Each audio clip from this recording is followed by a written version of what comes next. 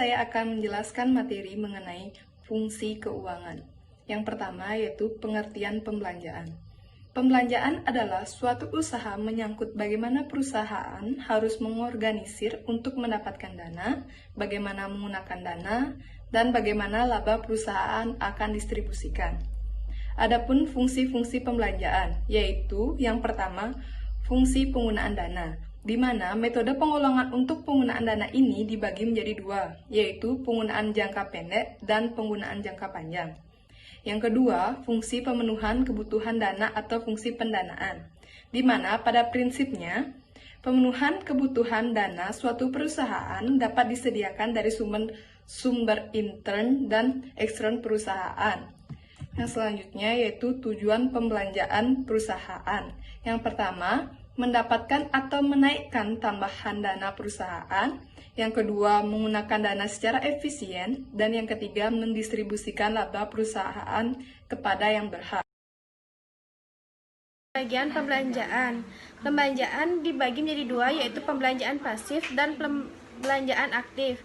Pembelanjaan pasif merupakan aktivitas perusahaan dalam mencari sumber dana, di mana dana yang diperoleh tersebut dipilih dari syarat paling menguntungkan.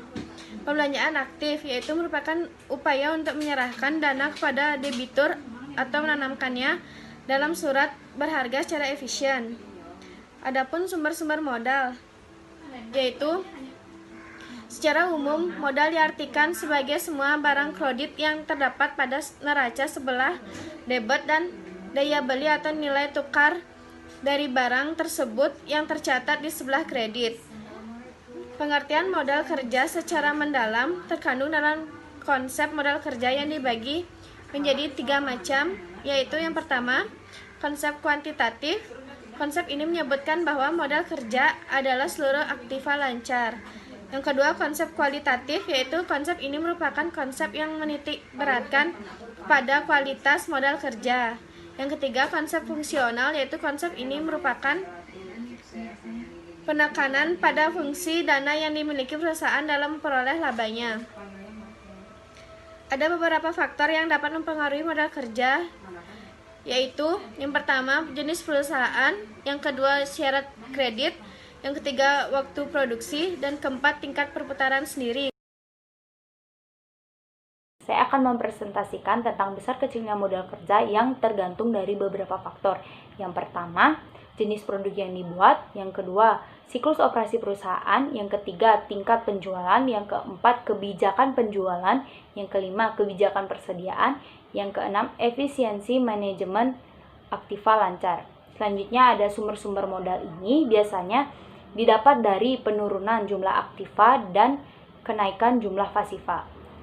Berikut ini beberapa sumber modal kerja yang digunakan, yaitu yang pertama, hasil operasi perusahaan. Hasil operasi perusahaan ini biasanya didapat dari pendapatan atau laba sebuah perusahaan yang diperoleh pada periode tertentu. Yang kedua, keuntungan penjualan dari surat-surat berharga. Surat-surat ini bisa digunakan sebagai modal kerja, sebagai keperluan modal kerja. Yang ketiga, penjualan saham. Yang dimaksud adalah sebuah perusahaan melepas sejumlah saham yang dimilikinya untuk dijual kepada orang lain atau kepada berbagai pihak.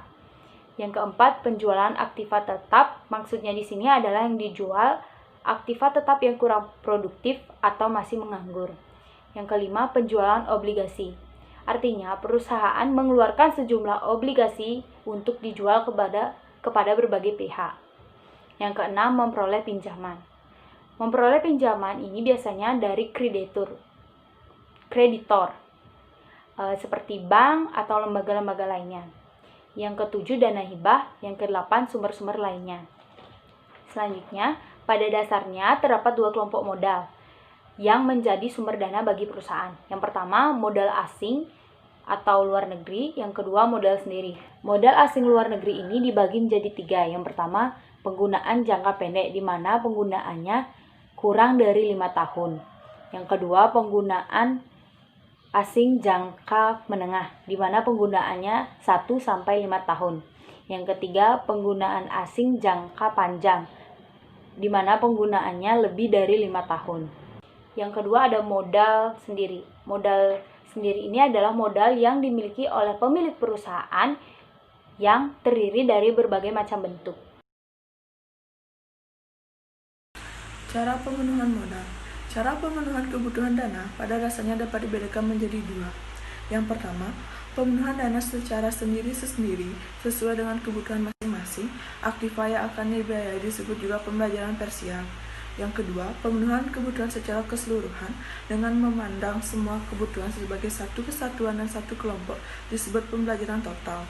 Pemenuhan kebutuhan dana ditinjau dari sudut likuiditas dan rentabilitas. Pedoman pembelajaran sebagai berikut. Yang pertama, untuk aktiva lancar hendaknya dibiayai dengan kredit jangka pendek yang umumnya tidak lebih pendek daripada serikatnya dana dalam aktiva lancar. Yang kedua, untuk aktiva tetap yang tidak berputar pada prinsipnya, dibiayai modal sendiri. Pedoman pembelajaran ditinjau dari sudut likuiditas sebagai berikut. Yang pertama, kebutuhan dana yang permanen. Yang kedua, kebutuhan dana yang berubah-ubah jumlahnya atau modal variabel.